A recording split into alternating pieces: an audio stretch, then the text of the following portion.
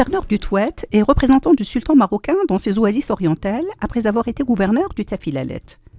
Les livres d'histoire retiennent qu'il avait protesté officiellement contre l'occupation française de Ain Salah, une des oasis du Sidi Kelt, tout comme il a dirigé en personne la défense lors de la bataille d'Inrar à l'ouest d'Ain Salah en mars 1900. Il s'agit d'Idriss Belkouri Shradi. Son ethnique indique une appartenance au Shrarda, une tribu rattachée au groupe Maqil qui était installé d'abord dans le sud saharien où on trouve encore aujourd'hui quelques-unes de leurs fractions.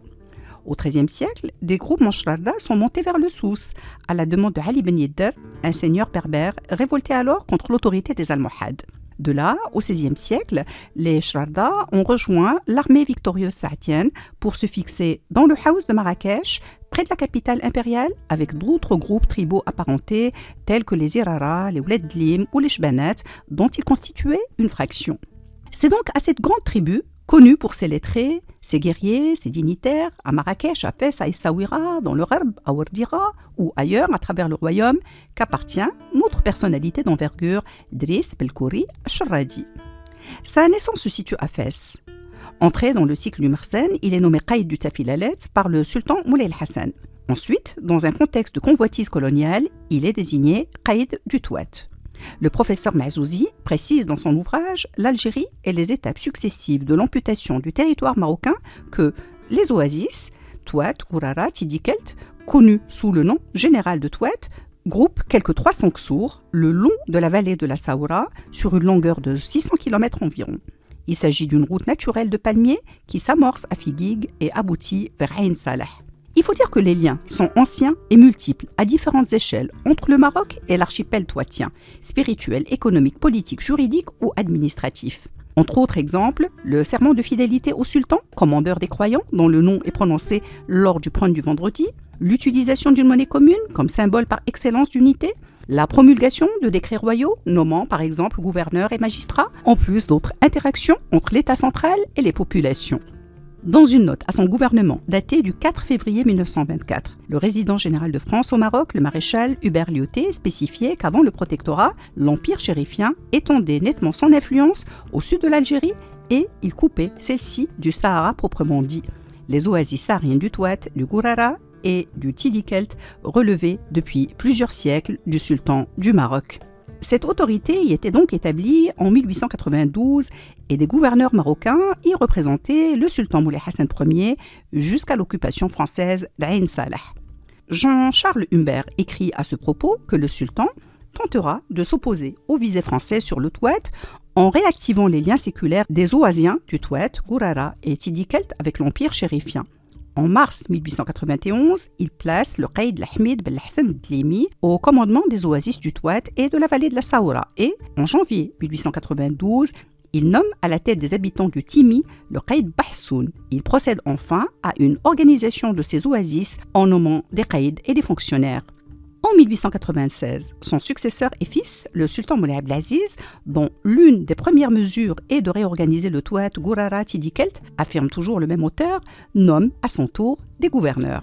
Haj Ahmed Ben Razzouk el-Boukhari est ainsi désigné pacha à Timimoun. Il sera révoqué peu de temps après et remplacé par Mohamed Ben Ammour el-Marrakchi, auparavant Qaïd de Figuig, à la tête des Sfian, et Idriss Belkouri Shradi à la tête des Ihamed avec Timi pour résidence.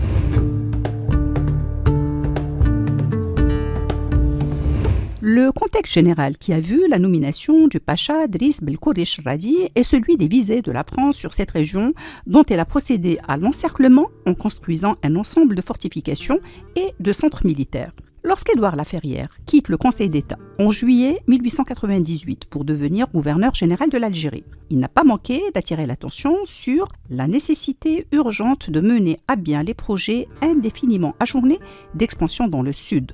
Dans le cadre de ce processus était placée la mission scientifique organisée sous les auspices du ministère de l'Instruction publique, menée par le géologue et explorateur Georges Flamand, accompagné du Goum d'Ouargla, fort de 140 méharistes dirigé par le capitaine Penn, et d'un contingent sous les ordres du capitaine Germain formé de Spahi.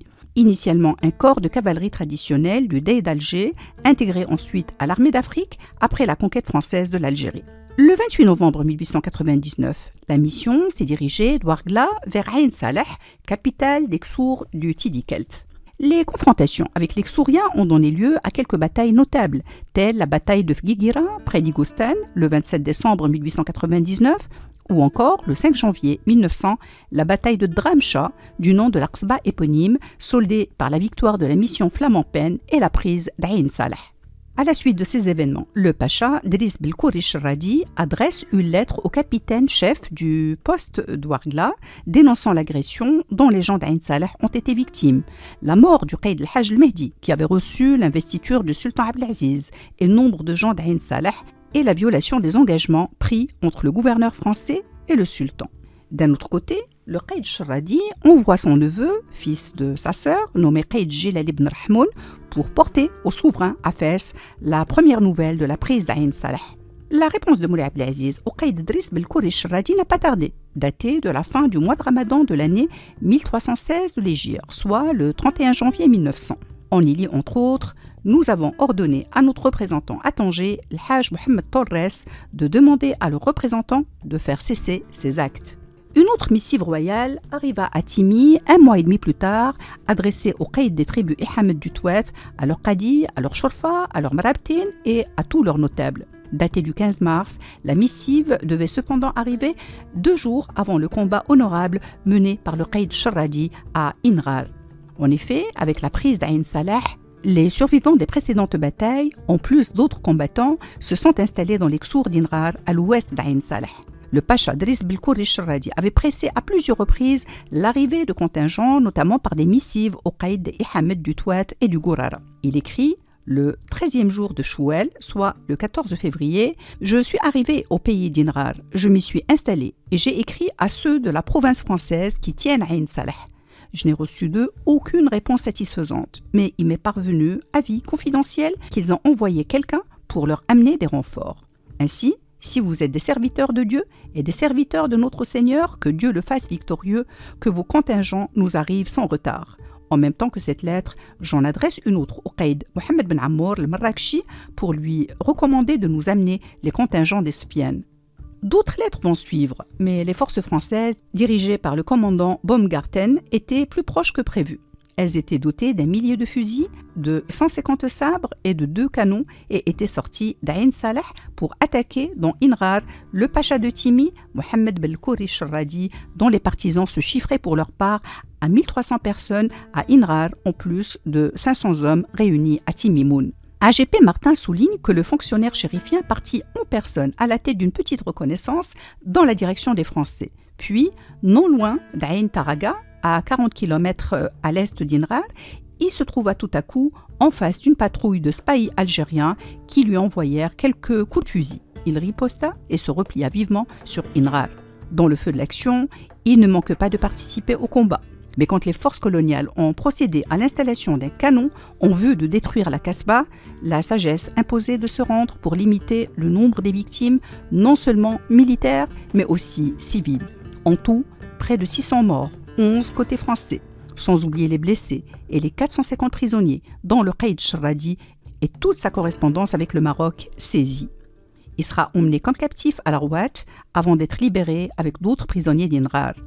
Ainsi s'achève ce portrait qui vient apporter un autre témoignage de la diversité des liens qui s'enchevêtrent à différentes échelles des 2 côtés des frontières coloniales.